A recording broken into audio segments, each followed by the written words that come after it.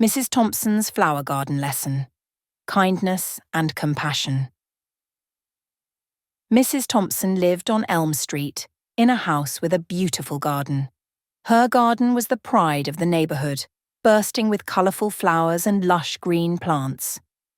Every spring the blooms attracted visitors from all around, especially the children. One afternoon Mrs. Thompson noticed a little girl, Ava, standing by the fence looking longingly at the flowers. Ava was new to the neighbourhood and often walked by the garden on her way home from school. "Would you like to come in and see the flowers up close?" Mrs. Thompson called out gently. Ava nodded eagerly and entered the garden. As they walked among the rows of blooms, Mrs. Thompson shared names and little facts about each type of flower. Ava was fascinated and listened intently.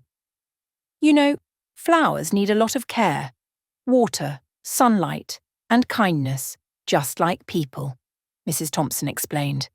Ava thought about the flowers and then about her new school where she hadn't made many friends yet. "Maybe I can be like you, caring for things and people," Ava said thoughtfully. Mrs. Thompson smiled. "That's a wonderful idea, Ava.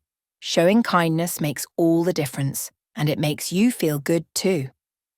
Before Ava left, Mrs. Thompson cut a small bouquet for her to take home. "To remind you of today," she said. Ava held the flowers tightly. She felt grateful for the kindness Mrs. Thompson showed her and inspired to pass it on. The next day at school, she shared her crayons with a classmate who had forgotten hers. It was a small gesture, but Ava remembered Mrs. Thompson's words and knew it was a start.